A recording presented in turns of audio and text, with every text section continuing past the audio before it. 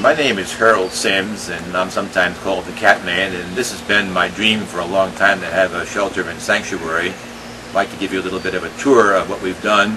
Thank you. The shelter complex is located on a beautiful rolling 10 acres in the mountains of western North Carolina near the town of Sylva. The grounds have several buildings consisting of the owner's personal home, which is not shown, the garage and workshop, which has an overhead apartment, and there is also a guest cottage. This building is the isolation area where cats are kept upon their initial arrival at the shelter. Once the cat has seen a veterinarian and given a clean bill of health, the cat will move into the main shelter building. The shelter building is a standalone 4,000 square foot facility. It is air conditioned with all the amenities one would find in their own home. Let's go inside the shelter. Upon entering the shelter, you will be immediately greeted by several cats in what is called the adoption area.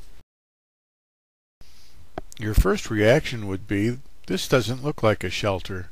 There are no cages, and the cats are allowed to play all by themselves. On the walls, there are cat paintings, pictures, and cat memorabilia. We have bulletin boards for photographs and letters from those who have adopted cats from the shelter. They like to keep us informed on how their cats are doing. There are 3 separate rooms for housing the cats, and the average population of the shelter is about 60 cats. Each large room has an attached screened porch for the cats to enjoy lying in the sun and watching outside activities. The cats can come and go from their room to the porch and back again as they please. Also, each room provides beds, chairs, pillows, and climbing apparatus. There are little kitty condos where some of the cats enjoy sleeping.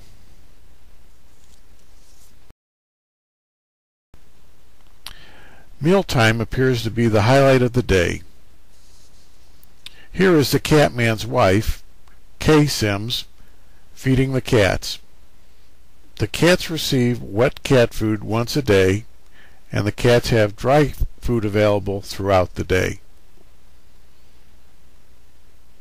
Some newly acquired cats need a period of time to adapt to shelter life. For those cats, at first, it may be overwhelming being with so many other cats. The shelter does have a few cages for the cats which require this period of adjustment. We also provide cages for cats while they recuperate after having surgery or from being spayed or neutered. The fee to adopt a cat is $70. This price is a bargain when you consider the cat has been spayed or neutered, has been tested for feline leukemia, has its rabies and distemper shots, and virus vaccinations. Also, a complete physical is given by the veterinarian. All of those items listed represent about $270 worth of veterinary fees. Also, each cat comes with Catman's satisfaction guarantee. If things don't work out, you may exchange the cat for another cat, or return the cat and receive your money back. The Catman has placed more than 2,500 cats since the initial opening of his shelter.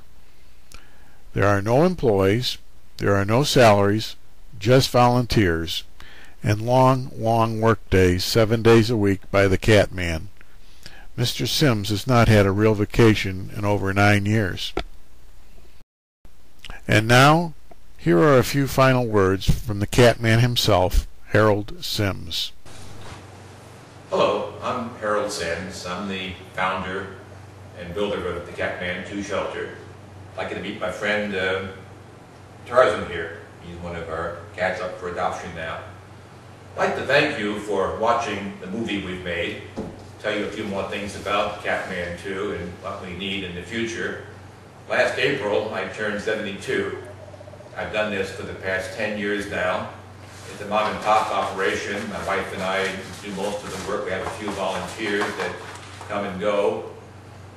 I've not been away on vacation for the past 10 years, and I'm looking forward to a future where I've got to at some point have some help.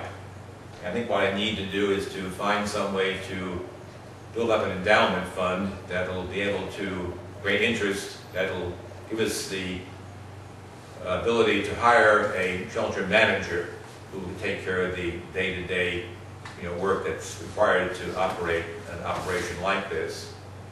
All of our funds in the past have come from donations. We have fundraisers. We have a Christmas mailing list that I mail out every year for donations. Any shortfall has come from my own pocket. I'm able to do this, luckily enough, to keep up with it, but this again could change. I'm asking you to help me find some funds somewhere that we can set up the endowment and keep Catman2 going into the future. I think Catman2 is too good to let die with me. I think we have one of the finest shelters in the state, if not in a wider area than that, and I want it to go on as long as possible. So thanks again for watching, and please think about ways I can gain this endowment to help out in the future. I appreciate your help, and thank you.